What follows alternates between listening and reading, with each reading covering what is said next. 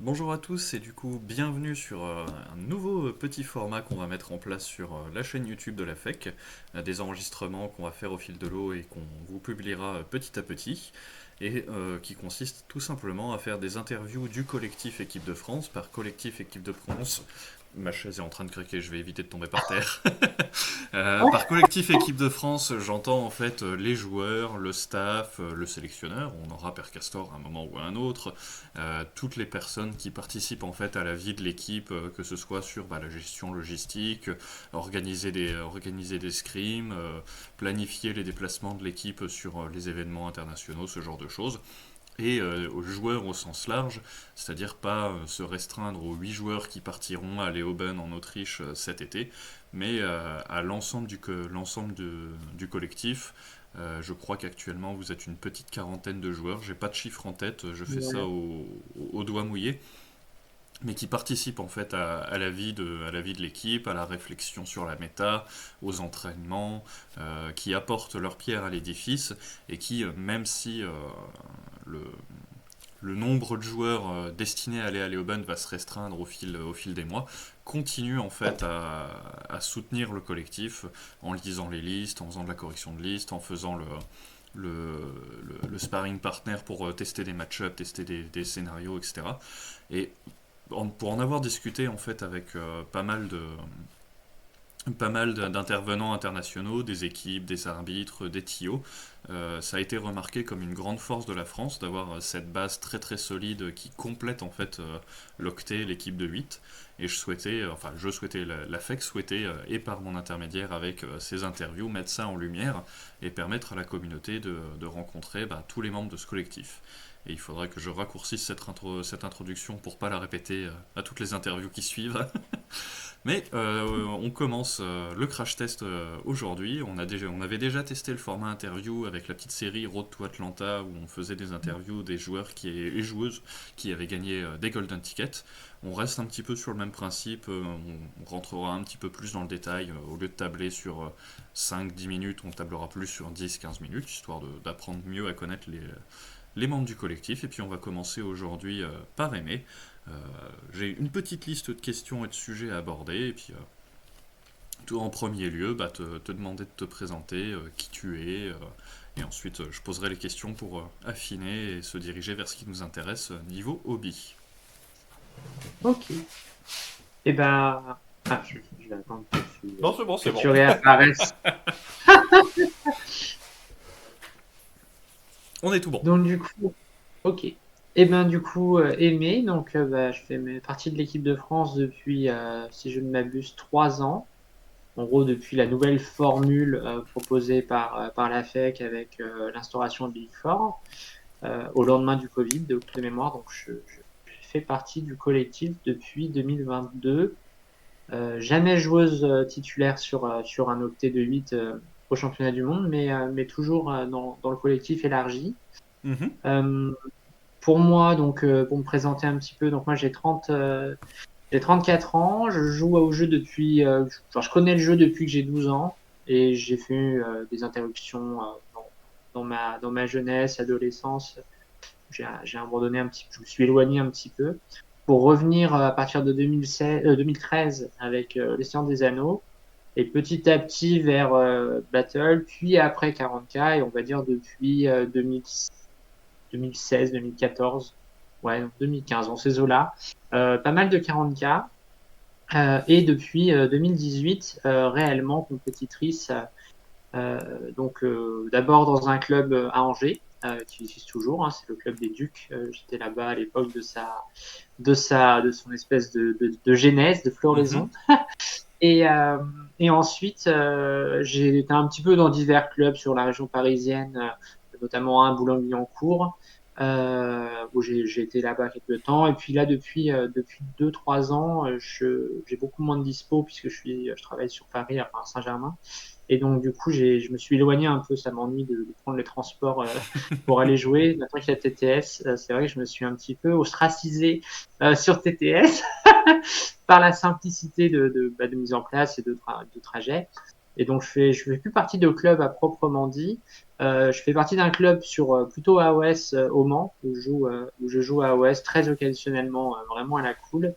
Mais je fais plus partie de club réellement puisque en fait, faisant partie d'une équipe, ben, je trouve qu'en fait à mon sens, j'ai plus besoin d'aller dans un club. Si je veux faire des parties, je fais des parties 3 à 4 fois par semaine.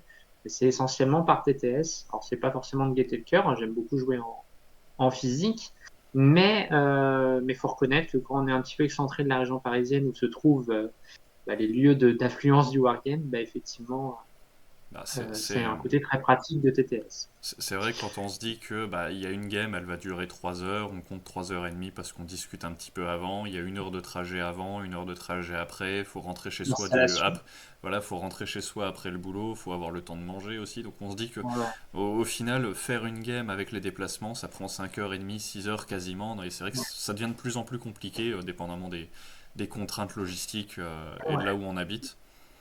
Après, tout à TTS fait. Moi, c'est un peu, reste un bon outil, ouais. ouais, c'est un peu ce qui m'a éloigné des tables de jeu physiques. Alors, par contre, j'essaie toujours de faire pas mal de tournois, Oui, etc. oui, oui. Mais c'est vrai que pour l'aspect jeu, TTS est très pratique pour ça. C'est quand même assez je trouve pas le mot, mais de connaissances publiques pour Oui, que oui, quand oui. on veut jouer beaucoup, quand vous voulez faire 2, 3 games par semaine, On trouve à un moins que vous adversaire. soyez très proche d'un lieu où vous pouvez être accueilli pour jouer, c'est quand même compliqué en semaine de faire des parties, donc ça implique le week-end. Moi, en général, le week-end, je rentre chez moi parce que je travaille sur Paris, mais j'habite au Mans. Et donc, du coup, bah, en général, je rentre en famille le week-end. Et donc, effectivement, TTS me permet de jouer le soir de manière assez assidue. Mhm. Voilà pour ma présentation plutôt rapide de mon expérience dans le jeu. Bah, t'as déjà Je sais pas abordé, si... ouais, t'as déjà abordé quelques points effectivement sur ton historique. Donc le jeu, ça fait au moins une sacrée paire d'années. C'est pas quelque chose d'extrêmement Ouais, récent, mais le compétitif repris avant ouais, Covid, 2018 à peu près. un petit peu avant 2018-2019. un petit peu avant Covid, et ensuite surtout avec le nouveau système de ligue, le Big Four, etc. Du coup, pas de club avec les contraintes que tu as expliquées, mais une équipe, le collectif Ouais, EDF évidemment, mais qui a aussi une équipe en ligue, parce que tu joues avec ouais, les semi-croustillants depuis 3 ans, ouais, tout à fait. enfin depuis le début du Alors, les système, hein. semis, bah, depuis 2021, je pense. Hein. 2021, ouais, je pense que c'est ça. Depuis 2021, je les ai rejoints. Donc, ça va faire. C'était fin 2021, si ma mémoire est bonne. Donc, ça va faire Mhm. 4 ans 3 ans. 3 ou 4 ans. Bon, bref, ça fait 3 4 ans que je suis chez eux. Au moins 3 saisons J'étais chez complètes. ouais, j'étais chez la FNP auparavant. Alors, je sais plus maintenant qui est le capitaine, mais à l'époque, c'était Joé, qui je fais un coup d'ailleurs. Et voilà. Et du coup, ouais, j'ai commencé chez les FNP, puis après, j'ai voulu me confronter à la Ligue 1, notamment à l'équipe. À l'époque, c'était le D1, progresser un petit peu dans cet environnement de jeu un peu plus durci avec les semis que j'avais pris l'habitude de côtoyer à la Wack Taverne à l'époque.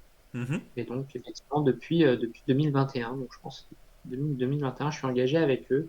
Voilà. Donc, au niveau de mon équipe, les semis.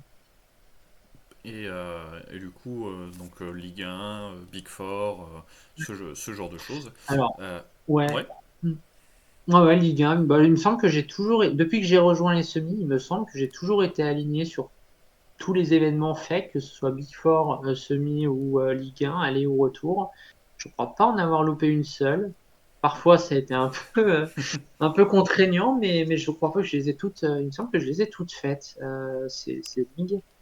Donc, voilà. Bah, après, c'est l'événement un peu majeur de la saison. oui, On va oui, pas oui, se bien mentir sûr. non plus pour l'aspect, si on veut être entre guillemets exposé pour l'EDF, bah, ça contribue à pouvoir montrer des choses, notamment sur les Ligue 1 allées en général, qui sont, on va dire, un peu. Alors, les Ligue 1, en fait, étrangement, sont souvent les lieux où tu peux tenter des trucs un peu exotiques. Alors, dans la Ligue 1 allée, parce que d'ailleurs, c'est souvent la Ligue 1 retour, en fait. Parce que la Ligue 1 allée, donnant un premier classement qui détermine souvent un petit peu Ça aide.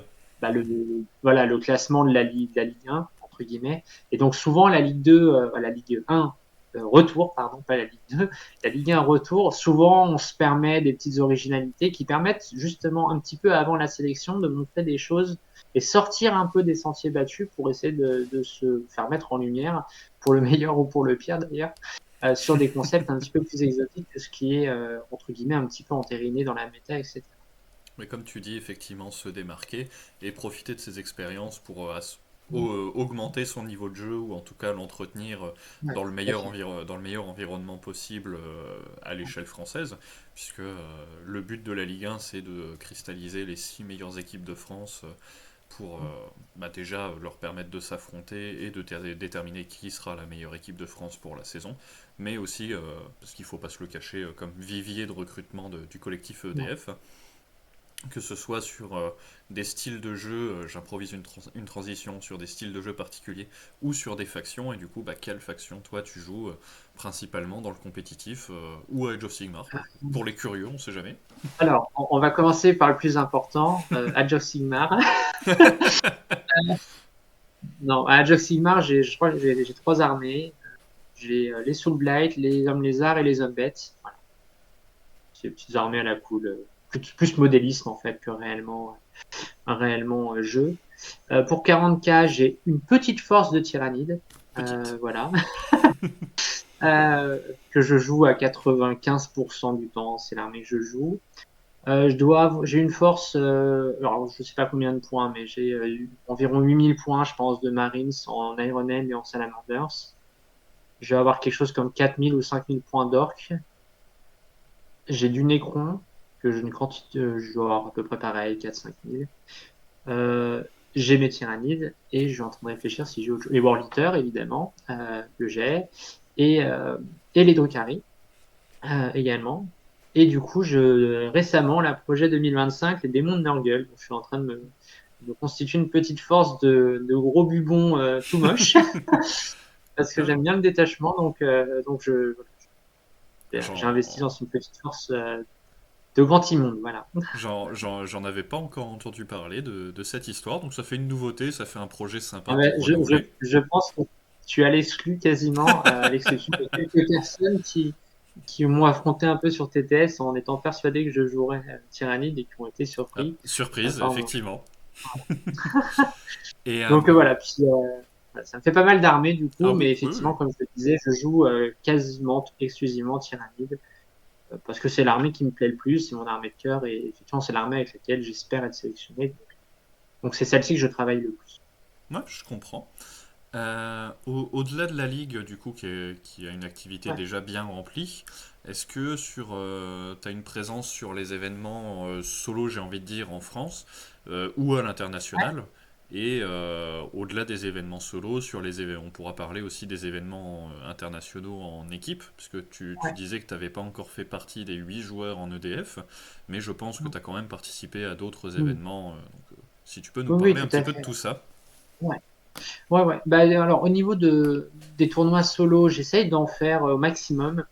Après, j'ai aussi comme je le disais, ma famille, enfin, mon conjoint, etc., est en province. Du coup, ça implique qu'un tournoi solo d'un week-end, ça veut dire 2 semaines sans rentrer. Et pour la vie de famille, c'est compliqué. Donc, il y a un agencement à réaliser avec ça. Donc, des fois, plus les vacances scolaires, etc., que je peux pas prendre parce que avec les enfants, etc. Donc en fait, ça fait beaucoup d'événements parfois manqués que je peux pas faire pour ces raisons-là. Mhm. Après, tous les autres, j'essaie de les faire, on va dire, dans l'ouest, région parisienne, et on va dire accessible facilement en train. C'est vrai que je me déplace assez peu dans le sud, parce que pour le coup, ça fait tout de suite assez loin. Ouais, ouais, ouais. Mais Bretagne, Normandie, tout ça, j'essaie de faire les tournois. Si je peux pas les faire, c'est souvent pour des raisons autres.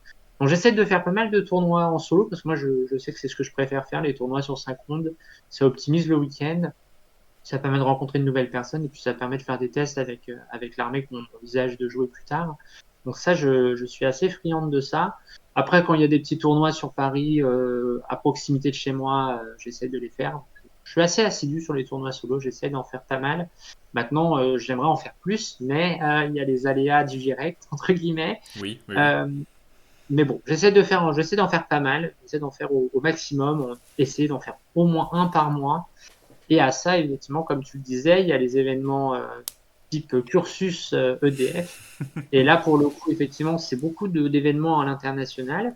Donc moi, j'ai pu faire il y a 2 ans l'ETC, donc c'était aux Pays-Bas. Mhm. J'ai fait l'année dernière, j'étais un peu en retrait sur l'équipe de France, donc je ne crois pas que j'y ai participé, sauf erreur. Et cette année, je suis allé à Leoben pour faire du repérage de ce beau pays qu'est l'Autriche, pour participer avec l'EDF au training, en direct en tout cas, aux événements qui ont lieu au cours de l'année pour préparer le collectif. Donc j'ai été en Autriche. Ensuite, bah, évidemment, j'ai participé à tous les War Masters qui ont eu lieu en Belgique, donc depuis Oui, 3 ans. oui, Je suis allé, alors je vais pas trop dans les tournois solo à l'étranger parce que je trouve que ça demande d'aller très loin pour pas forcément plus que ce qu'on peut avoir en France. Et je trouve que de manière générale, les tournois sont plus quali en France qu'à l'étranger. Donc tant je mieux. vois pas l'intérêt d'aller très loin pour faire 5 parties qu'on pourrait faire à proximité de chez soi. Donc moi, j'ai pas spécialement envie d'aller me balader à l'étranger pour faire du 40K. Si ça passe par là pour pouvoir envisager une sélection, évidemment, que ça permet de s'entraîner en anglais, Oui, oui, etc. Tout oui, ça, bien c'est sûr. des plus-values. Mais j'avoue que je raffole pas des tournois à l'étranger. Cette année, j'ai fait le World Championship Warhammer, là, À le Atlanta, truc ouais, à tout à fait. Atlanta.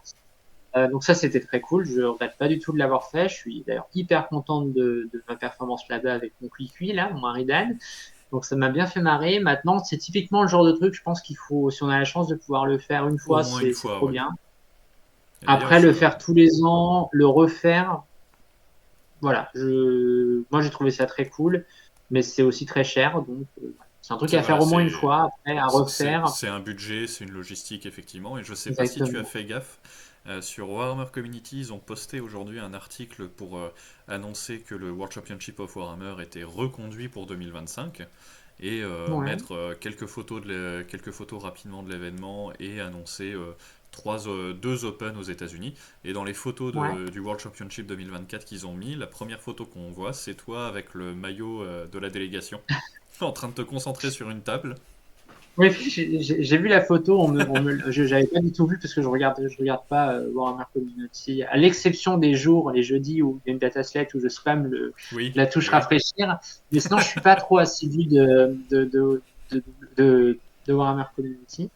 Mais effectivement, on m'a rapporté ça, du coup je suis allé voir, ça m'a fait rire. J'étais en train justement de me demander comment j'allais gérer ce Magnus. La photo, c'était sur la première ronde. Effectivement, je suis très concentré. Mais oui, ça m'a fait rire de me voir sur cette photo.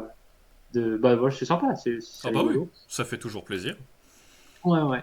Donc voilà. Pour les tournois internationaux, voilà, je les fais parce que bah il faut les faire pour l'EDF.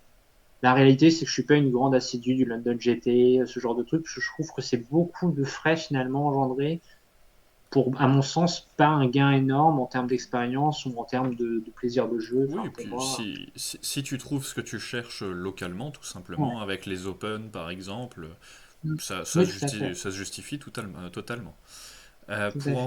Pour en revenir à l'EDF, du coup, tu nous as dit que tu faisais partie du collectif depuis Ouais. qu'il a été créé par LoL en 2020, la saison, 2022, ouais, saison 2021-2022 après le Big Four.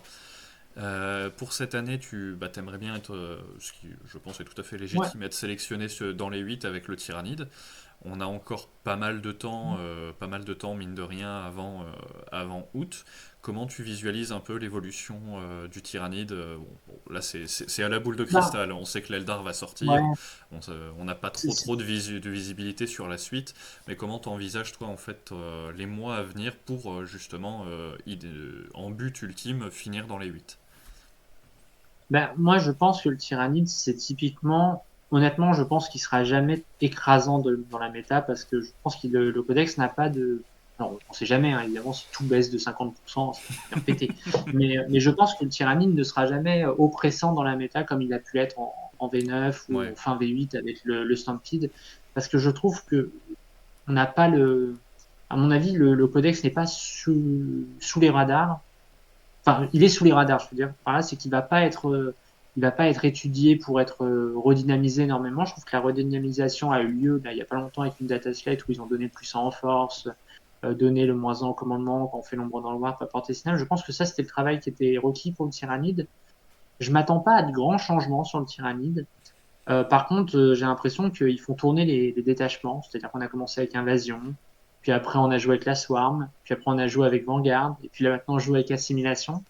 Donc c'est pas du tout impossible qu'ils cherchent à faire tourner la roue de ces détachements-là et qu'on soit amené à jouer des choses complètement différentes. Genre typiquement, moi je joue actuellement à Assimilation, parce que je trouve que c'est ce qui est le plus fort. Mais c'est pas forcément ce que j'aime le plus jouer. Parce que moi, j'ai Mhm. besoin d'un truc un peu nerveux. Et là, on joue des espèces de gros merdiers qui se mettent sur les objets et qui sont des stat checks. C'est pas ce qui m'amuse le plus. Donc voilà, moi j'espère pouvoir y aller en Vanguard, parce que c'est clairement le détachement que je préfère. Euh, faut voir la méta. De toute façon, le Vanguard, c'est typiquement une construction qui est un peu, qui répond à une méta. Parce que le Vanguard, c'est une armée qui étrangement tire plutôt son épingle du jeu contre des armées de tir. Donc au contraire, si la méta est trop close, le Vanguard n'est pas très intéressant.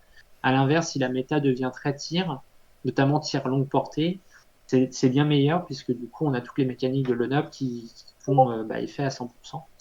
Donc voilà, tout ça pour dire que c'est compliqué de savoir est-ce que le tyrannie sera méta cet été. Ça peut Voilà, être après un, moi je ça peut être un bon huitième codex. Ouais, moi je vois pas, peut-être que je me trompe, hein, peut-être qu'ils vont sortir un détachement des packs de Noël avec des trucs complètement pétés. Mais je pense pas. Je pense que les codex qui sont problématiques, c'est des codex qui ont des mécaniques qui sont intrinsèquement fortes. Le TS, par exemple, c'est intrinsèquement fort. Je peux dire que ça peut tout à fait disparaître de la méta parce que ça prend un nerf, passer sous les radars et hop, remonter d'un coup parce que Game Workshop les rebooste. Je trouve que Hmm. le Tyranny n'a pas cette mécanique un petit peu, je sais pas, méta en fait. Je veux dire, l'ombre dans le warp c'est fort, mais c'est pas méta parce que c'est un truc aléatoire. Un Out of the Moment, par exemple, c'est méta parce que Avec un si la plus un méta bless en devient plus. gros truc, bon bah là en plus on est sur une aberration en ce moment, mais globalement dire à une armée qui peut cibler une ressource adverse et la pulvériser, si la méta devient très gros, très Des grosse élitistes. unité, bah c'est très fort. Voilà, par exemple, le cul de Genestealer, je trouve que c'est typiquement des armées qui peuvent être dangereuses parce que le cul de Genestealer, si on baisse trop les points ou qu'on change la mécanique, de toute façon, le cul de Genestealer, j'ai l'impression que à chaque codex, il change la mécanique et à chaque dataset, il change la règle. Donc en fait, c'est des armées qui sont très difficiles à voir à l'avance. Est-ce que ça va être fort? Je pense que le Tyrannide, il est pas il est pas dans cette sphère-là. Le codex, c'est moyen, il fait tout Il est correctement stable. il arrivera toujours à trouver un truc dans la méta parce qu'on peut jouer de la masse, on peut jouer des gros, on peut jouer des très gros, on peut jouer des guerriers. Enfin, il y a toujours plein de trucs à faire dans ce codex. Donc je pense qu'il sera toujours OK. Maintenant, est-ce qu'il répondra à une demande d'un roster de 8? Ça, À c'est voir. compliqué de le prévoir à l'avance. À voir comment ça évolue, ouais. Ouais. Après, voilà, évidemment, j'aimerais bien y aller en tyrannide, mais j'exclus pas de potentiellement y aller avec du Drukhari. Alors, j'irai pas avec des trucs genre SM, j'irai pas, ça m'intéresse pas.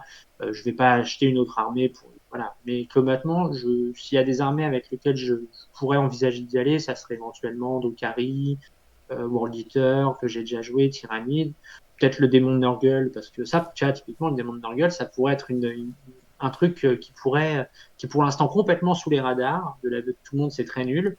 Et ben, ça se trouve, prochaine dataslate, ils vont nerfer un truc ou augmenter un truc et ça pourrait devenir très fort. Donc Tout à fait. voilà, je pense que voilà, pour dire que je joue Tyrannide, c'est mon armée de cœur, mais je serais pas fermé à jouer autre chose si on me le proposait. Ça marche. Moi, j'ai posé un peu les questions, on a abordé les sujets que je souhaitais aborder, on tire doucement Ouais. mais sûrement sur les 25 minutes, on dépasse un petit peu mais c'est pas grave, on est là pour papoter, pour faire connaissance avec la communauté. Est-ce que toi tu souhaites rajouter quelque chose ou on clôture doucement mais sûrement?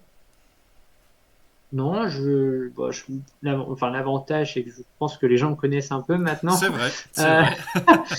donc, je sais pas trop ce que je pourrais dire de plus. Voilà, après, moi, je trouve que on est quand même sur il y a quelqu'un qui m'a dit il y a pas longtemps qu'il regrettait, je vais pas dire son nom comme ça, on pourra pas l'identifier, mais qui a un certain âge et qui m'avait dit il trouvait ça dommage d'être vieux maintenant parce qu'il aurait adoré jouer à 40K aujourd'hui avec l'organisation qu'on a avec la FEC, avec le WTC qui prend vraiment beaucoup de place. avec cette espèce de suivi du jeu que Game Workshop propose. Et tout ça, c'est aussi rendu possible par la FEC, quoi. Donc, merci à tous les membres de la FEC qui permettent ça, qui quand même, on a été remboursé par rapport à Atlanta une sacrée somme. Donc ça, c'est quand même royal. Et donc, bah, tout ça, c'est grâce évidemment aux dons qui ont été faits par les gens, mais aussi par l'organisation qui nous est proposée de dire qu'on prend un petit peu à chaque tournoi pour pouvoir rémunérer les gens. Et ça, je trouve que c'est quand même super parce que ça permet, outre de faire rembourser des choses, ça permet à des gens qui potentiellement ne pourraient pas aller à Atlanta, bah, d'y aller. Et franchement, ça, c'est trop cool. Et même chose étendue à l'EDF vis-à-vis de ça, parce qu'effectivement, on parlait tout à l'heure des déplacements à l'international. Ben, en fait, s'il n'y avait pas de gens qui organisaient le truc, ou s'il n'y avait pas des gens qui donnaient un petit peu, ben, en fait, on se retrouvait à devoir payer des sommes de l'ordre de 500 balles par déplacement. Et en fait, bah, il y a juste des gens qui peuvent pas le faire. Donc, je veux dire, moi, clairement, un déplacement, 500 balles dans l'année, ça peut se faire. Ben, deux, pas l'année du Atlanta, quoi, en tout cas. Ouais, bien sûr. Donc ça, franchement, merci à vous et puis merci à la commune qui répond présente dans le cadre des cagnottes et tout ça, parce que ça permet aussi de rendre le collectif beaucoup plus élargi aux gens qui auraient potentiellement plus de difficultés. Donc ça, c'est vraiment très chouette. Bah, c'est vrai que ça fait, bon, ça fait un certain temps que je suis dans le hobby et un certain temps dans le compétitif. Et si on regarde 10-15 ans en arrière, c'est sans commune mesure au niveau de l'ampleur que ça a pris Ah nationalement et bah, c'est clair. internationalement. Après, moi, j'aime bien tu l'as déjà souligné et j'aime bien le rappeler également, c'est que la FEC a fait beaucoup de choses, mais la FEC fait beaucoup de choses grâce à la communauté, grâce aux orgas, grâce aux arbitres, grâce aux joueurs qui peuplent les événements et qui ont décidé de se mettre au compétitif dans le cadre qu'on leur propose. Donc, je vais dans ton sens en disant merci à tout le monde. Merci à toi d'avoir pris du temps pour faire Bah, de cette rien. interview. Et puis on espère que le format, même s'il est un peu plus long que Road to Atlanta, va vous intéresser et va vous plaire. On va se débrouiller pour pouvoir enregistrer le plus de membres du collectif et vous permettre de mieux connaître l'équipe de France. Merci encore à toi et puis bonne journée, bonne Bah, soirée à tout merci. le monde. Merci à toi et à bientôt. Ciao tout le monde.